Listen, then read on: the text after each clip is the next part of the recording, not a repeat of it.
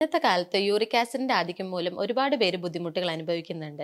എന്തൊക്കെയാണത്? അതെങ്ങനെയൊക്കെ നമുക്ക് മാറ്റിയെടുക്കാം? ജീവിതശൈലിയിൽ എന്തൊക്കെ മാറ്റങ്ങളാണ് നമുക്ക് വരുത്തേണ്ടത് എന്നൊക്കെയാണ് ഇന്നത്തെ വീഡിയോയിൽ നമ്മൾ സംസാരിക്കാൻ പോകുന്നത്. ആദ്യം തന്നെ നമുക്ക് റെഡ് മീറ്റ് നമ്മുടെ ഭക്ഷണ രീതിയിൽ നിന്ന് മാറ്റാനായിട്ട് ശ്രമിക്കുക. അതിൽ ബീഫ്, പോർക്ക് തുടങ്ങിയവയൊക്കെ കംപ്ലീറ്റ് ആയിട്ട് ഒഴിവാക്കാനായിട്ട് ശ്രമിക്കേണ്ടതാണ്.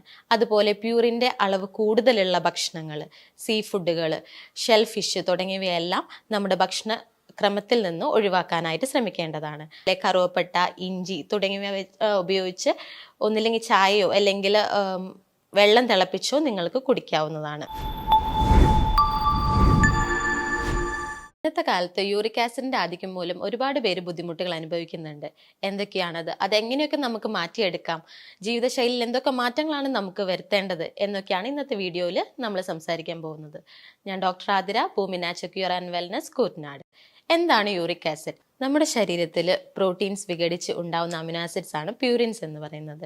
ഈ പ്യൂരിൻസിന് രാസപ്രവർത്തനം ഉണ്ടായി ഏറ്റവും അവസാനം അതിൻ്റെ പ്രൊഡക്റ്റ് ഉണ്ടാവുന്ന ഒന്നാണ് യൂറിക് ആസിഡ് എന്ന് പറയുന്നത്.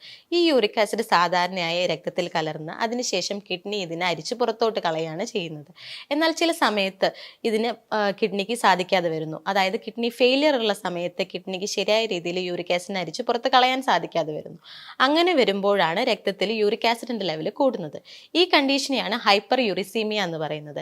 ഇങ്ങനെ യൂറിക് ആസിഡിന്റെ ലെവൽ കൂടുമ്പോൾ അത് പിന്നീട് ക്രിസ്റ്റൽസ് ആയി ഫോം ആവുകയും അത് സന്ധികളിലും അതുപോലെ തന്നെ കിഡ്നിയിലും പോയി അടിഞ്ഞുകൂടാനുള്ള കാരണമാകുന്നു. ഇതുപോലെ സന്ധികളിൽ അടിഞ്ഞുകൂടുന്ന ക്രിസ്റ്റൽസ് പിന്നീട് അവിടെ വീക്കവും അതുപോലെ വേദനയും ഉണ്ടാക്കാനായിട്ട് കാരണമാകുന്നുണ്ട്. ഇതിനെയാണ് ഗൗട്ട് എന്ന് പറയുന്നത്. അതുപോലെ കിഡ്നിയിൽ ഇതുപോലെ അടിഞ്ഞുകൂടുന്ന ക്രിസ്റ്റൽസ് അവിടെ കിഡ്നി സ്റ്റോൺ മുതലായ പ്രശ്നങ്ങൾ ഉണ്ടാക്കാനായിട്ട് കാരണമാകുന്നു. കൂടുതലായും കാണപ്പെടുന്നത് ദിവസേന മദ്യം കഴിക്കുന്ന ആൾക്കാരിൽ, അതുപോലെ അമിതവണ്ണമുള്ളവരിൽ, അതുപോലെ തന്നെ പ്യൂറിൻ്റെ ലെവൽ കൂടുതലുള്ള ഭക്ഷണങ്ങൾ കഴിക്കുന്ന ആൾക്കാരിലെല്ലാമാണ്.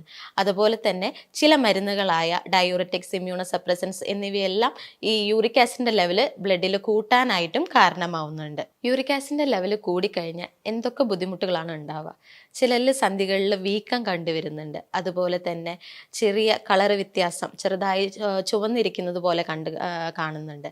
അതുപോലെ തന്നെ ചിലർക്ക് ആ ഭാഗത്ത് തൊട്ട് നോക്കുമ്പോൾ, ആ വീങ്ങിയിരിക്കുന്ന സ്ഥലത്ത് തൊട്ട് നോക്കുമ്പോൾ ഒരു ചെറിയൊരു ടെമ്പറേച്ചർ ഡിഫറൻസ് തോന്നാറുണ്ട്. ഒരു ചെറിയൊരു ചൂടുള്ള പോലെ തോന്നുന്നതുണ്ട്. അതുപോലെ തന്നെ ചിലർക്ക് കിഡ്നിയിലായിരിക്കും പ്രോബ്ലംസ് ഉണ്ടാവുക. അങ്ങനെ ഉണ്ട് എന്നുണ്ടെങ്കിൽ മൂത്രം ഒഴിക്കാൻ ബുദ്ധിമുട്ടുണ്ടാവും. അതുപോലെ തന്നെ മൂത്രം ഒഴിക്കുന്ന സമയത്തോ അല്ലെങ്കിൽ അതിന് ശേഷമോ വളരെ അധികം പെയിൻ അനുഭവപ്പെടുന്ന കണ്ടീഷനും ഉണ്ട്. ഇതെല്ലാം യൂറിക് ആസിഡ് മൂലം ഉണ്ടാകുന്ന ബുദ്ധിമുട്ടുകളാണ്. ഇനി നമുക്ക് യൂറിക് ആസിഡിൻ്റെ ലെവൽ നമ്മുടെ കൺട്രോളിലേക്ക് എങ്ങനെ കൊണ്ടുവരാം എന്ന് നോക്കാം. അതിനുവേണ്ടി എന്തൊക്കെ നമുക്ക് ചെയ്യാൻ സാധിക്കും? ആദ്യം തന്നെ നമുക്ക് റെഡ് മീറ്റ് നമ്മുടെ ഭക്ഷണ രീതിയിൽ നിന്ന് മാറ്റാനായിട്ട് ശ്രമിക്കുക.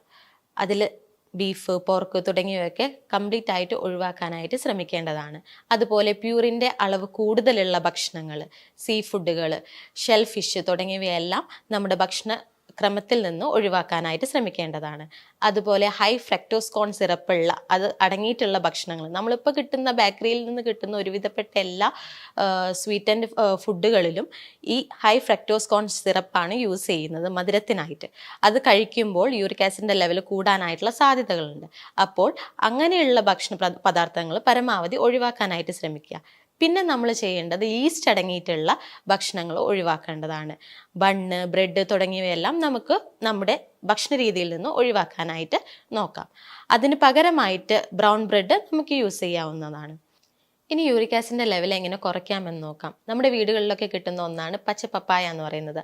അത് ഒന്നില്ലെങ്കിൽ പച്ചയ്ക്ക് കടിച്ച് തിന്നാനായിട്ടോ അല്ലെങ്കിൽ അത് അരിഞ്ഞ് വെള്ളത്തിലിട്ട് തിളപ്പിച്ച് അത് വെള്ളം കുടിക്കാനായിട്ടോ ശ്രമിക്കുക. ഇത് യൂറിക് ആസിഡിൻ്റെ ലെവൽ കുറയ്ക്കാനായിട്ട് സഹായിക്കുന്നതാണ്. അതുപോലെ തന്നെ പൈനാപ്പിൾ, സ്ട്രോബെറി, ആപ്പിൾ തുടങ്ങിയവയെല്ലാം നിങ്ങളുടെ ഭക്ഷണ രീതിയിലേക്ക് ഉൾപ്പെടുത്താനായിട്ട് ശ്രമിക്കണം. ആപ്പിളിലുള്ള മാലിക് ആസിഡ് യൂറിക് ആസിഡിൻ്റെ ലെവൽ കുറയ്ക്കാനായിട്ട് സഹായിക്കുന്നുണ്ട്. അതുപോലെ കറുവപ്പട്ട, ഇഞ്ചി തുടങ്ങിയവ ഉപയോഗിച്ച് ഒന്നില്ലെങ്കിൽ ചായയോ അല്ലെങ്കിൽ വെള്ളം തിളപ്പിച്ചോ നിങ്ങൾക്ക് കുടിക്കാവുന്നതാണ്.